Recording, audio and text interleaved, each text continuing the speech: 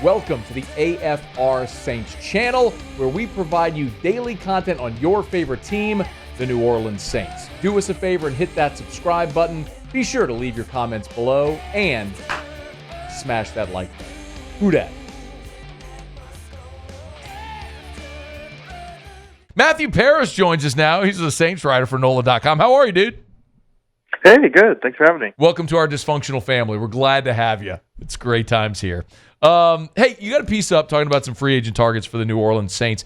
What do you think is maybe the Saints typically will spend big like day one, then they'll let the market settle and kind of jump back in after things have calmed a bit. What would you say is the biggest target need they have?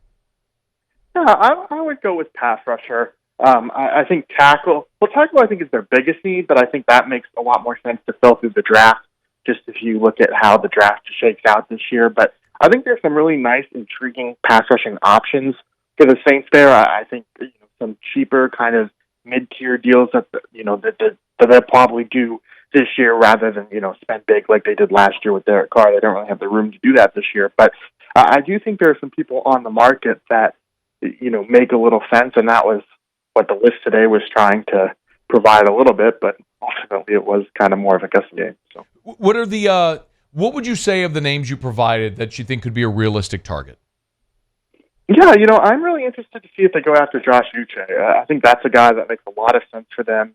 That they had that role with Zach Bond. They've actually trained together in the past, and Bond has said that Uche is kind of a guy that he models his game after, and I think they really found something last year with kind of that smaller hybrid, like, pass rushing role. And I think if you look at a guy like Uche, he was pretty utilized or underutilized in New England, but has like an 11.5 season or 11.5 sack on his resume.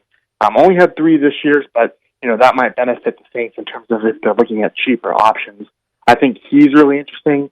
If they want to swing for the upside, I covered Chase Young in Washington. I think that would be really interesting. I don't know if they want to, spend for him, but I think Chase Young's at a point of his career now where, he probably has to take a 1-year deal to restore his value. So I would say either Uche or Chase Young. It was interesting you listed some linebackers as well, because Demario Davis is still playing at a Pro Bowl, if not all pro level. And Pete Werner, when he's healthy, and he has been healthy, has been really good. What they lack is depth. So do you think that they'd be in the market to target more, a starter or more of a rotational piece in a backup? Yeah, probably rotational. I mean, I think it hurts that Nephi Sewell's coming off an ACL injury. Ideally, I thought he played pretty well down the stretch of last season before he got hurt. There is that Mack Wilson guy from New England. Mass Live reported that the Saints were interested in him. I think they were one of 4 teams that was listed alongside him. So, I could see them adding to the position. I don't necessarily know if they'll go for a high-end starter, just because, like you said, I think Demario Davis and Pete Werner are still playing at pretty high levels in their career. Matthew Paras is our guest, NOLA.com, on Twitter at Matthew_Paras, Paras. Y'all give him a follow there. We also obviously learned about the Marcus May release. Tyrann Mathieu's been re-signed. Is safety a spot where you think they look in free agency or the draft? Maybe the draft. I mean, I think they're still pretty high on Jordan Howden. They would like to bring back Jonathan Abram. I know that. He played really well for them down the stretch last year in that Tampa game. He was particularly very good. So I wouldn't be surprised if they re-sign him at all. And then, maybe they draft someone late and, they have these 3 fifth-round picks now that they got today from the comp picks. Maybe they use one of those on a safety or something. But I think, starting-wise, they're okay. 3 comp picks for the New Orleans Saints. So they'll be they have a heavy draft load on day 3, but the Saints never stand pat. It'll be interesting to see how they package picks to move up and what position they target. Do you think, with everything happening with Michael Thomas right now, is that a position where they're comfortable with the guys they have, or are they looking to add more? I think they're looking to add more. They really only have 3 guys right now. I think those are a solid 3, and Chris Olave, Rashid Shaheed, and A.T. Perry, but they're going to need a couple more to flesh it out. They still have Lynn Bowden's rights. He'll probably be back, but they kind of need that possession wide receiver, that role that Michael Thomas filled. And then another guy that they could use, we were talking about switching offenses to Clint Kubiak. They don't really have anyone right now that excels after the catch. Maybe Chris Olave in a scheme change can do that, but I think they would maybe like to add someone there as well. Either a possession, a bigger receiver, or someone who can run after the catch, either in free agency or the draft. I think I wouldn't be surprised if they add that position. You did mention KJ Osborne. Why does that make sense?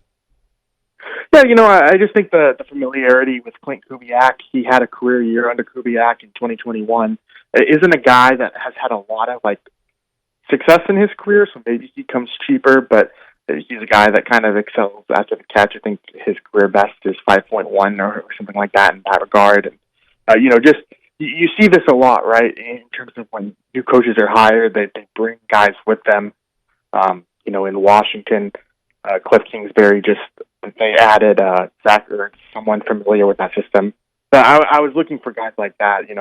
Another one that came to mind was Adam Thielen, but he's still on the contract in Carolina. So, I think we know about coaches bring guys with them. The entire Denver Broncos roster and coaching staff at one point were in New Orleans with Sean Payton. When we started, you said offensive line is probably a spot where to look at in the draft. I'm really excited about the possibility in a deep tackle draft of getting someone at 14 like Olu Fashanu, who would be great in my opinion. What do you think they might be looking at, or are they looking offensive line in free agency? Yeah, free agency. I put Kevin Zeitler on the list as a guard option. That was more so just a Pro Football Focus linked them to them as well. I mean, they've kind of taken some swings on guards before. It'll be interesting to see what happens with guys like Max Garcia. He wasn't a sexy signing last year, but he filled a role for them. He was a depth piece and started here and there. So I think a guy like that, maybe it is Max Garcia again, but just someone to kind of add a body. I think they could use a little help on the interior, even though we focus so much on tackles kind of off season. I think they would like some more depth at that position, even though they have some younger guys like Trevor Penning and Nick Salvardi, where they can maybe develop a little further. He's Matthew Paras. He's got a piece up at NOLA.com. You'll go read some free agent targets for the Saints. Getting to be that time of year next week, and obviously whenever free agency begins, after that we'll turn our attention to the draft. He's on Twitter at Matthew_Paras, Paras. Go give him a follow. Thanks, man. We appreciate it. Hey, appreciate it. Thank you. Hey, thanks so much for watching. Please leave your comments. I love to interact, and be sure to hit the red subscribe button below.